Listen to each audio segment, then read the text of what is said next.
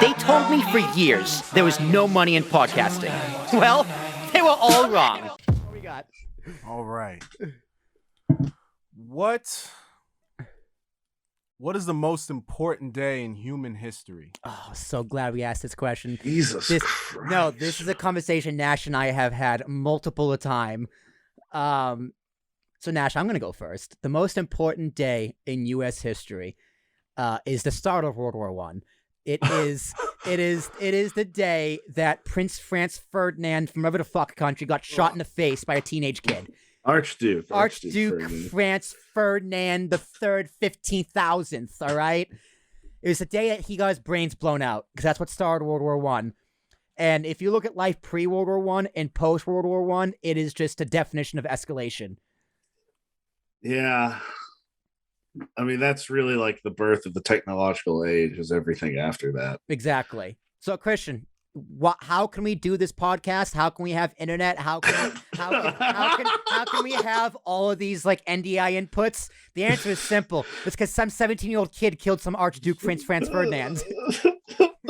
Without that, we'd still be on a horse and buggy. Maybe. Did they have cars in like 1911 or 1908 or whatever? Yeah. Yeah, right, that's around that time period. Yeah, Ford kicks off. Yeah. So your response, friends. What do you got? Nash, I know you have a counter to this, but is it U.S. history or is it just all history? It's human history. Oh God, is it me or Christian? Who goes you? next? You. The camera's on you, so you. Oh wow. Okay. There are probably three. There are three that I'm having tough deciding. Well, go with all three. Go with all three. There's the burning of the Library of Alexandria. That's a good one. There's the Gutenberg printing press. Okay. And there's Napoleon invading Europe.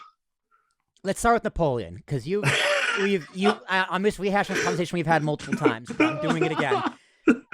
Why Napoleon? Well, because Napoleon is more important than Archduke Ferdinand being assassinated, because without Napoleon invading Europe, there wouldn't have been those strategic alliances made in Europe for World War I to even happen. Right. And Napoleon did a brilliant thing, which was he sort of modernized artillery. He just sort of was like, yeah, hey, why don't we just use cannons for everything? Because they're the best. And so that pretty much is the lasting effect on lots of warfare. Well, pretty much all warfare. You got to have the artillery. It's all in some degree based off of that. So what you're saying is the reason Donald Trump became president is because of Napoleon. It's because a French guy returned from vacation.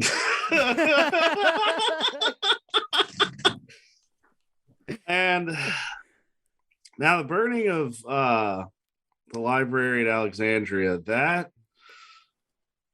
is curious because pretty much at that point in time, and that was Alexander the Great who burned it. Bastard. That at that point, the library pretty much contained all of human knowledge. Pretty much anything that had been written down was written down there. So obviously, when it got destroyed, a lot of things were sort of lost.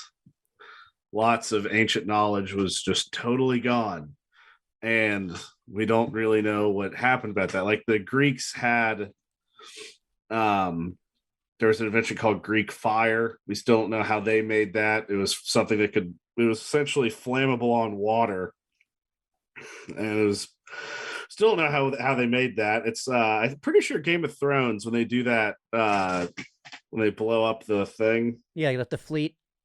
Yeah, like I'm pretty sure that's what it's based off of. But there's also like the Greek steam engine. It wasn't necessarily used for any like practical means, but it was used steam to rotate a device. So it's pretty much a steam engine to turn a turbine. And a lot of that kind of gone. So it kind of reset humanity back a lot. And what year was that, roughly? I don't know. No idea. When was Alexander the Great? So we're talking BC then. Oh, definitely. Definitely Most far definitely. That's back. before Roman That's Empire or before? well Roman before the that's before the Roman Empire. Empire? So do I know. The only thing I know about Alexander the Great is that terrible Colin Farrell movie. Not so great now. You got fucking Colin Farrell to play you. And then the Gutenberg Bible. I honestly, I'd probably say that one's probably the most important because up until then, all of knowledge, being based off of books, you had to be part of the upper class, or in the inner circle of knowledge to understand how to write and how to read. So the fact that this guy was able to mass produce printed works totally revolutionized everything. Like the Catholic Church no longer overnight. Catholic Church doesn't have a hold on everything because now anyone can have a Bible and anyone can go read one. So that gave general access to everybody, or general access to information for everybody, which is probably going to be the most important thing, I think, in history. So was that how long a time was that with Martin Luther? Martin Luther may have been before that, because he's the one who made the Bible pretty much legible for anyone to read and begin with, like common people to read. Yes, because what Martin Luther did, well, see, this is the thing. It had to be Martin Luther because Martin Luther was somebody who read the Bible and analyzed it. But to do that, he had to be a Catholic priest. See what I'm saying here? Like, if everybody had access to reading, it probably would have happened way earlier because you would have had other people speaking out. Now it takes a lot for somebody of their own volition to say, hey, I don't actually agree with this entire institute that controls pretty much the world at this point. That's okay, Christian.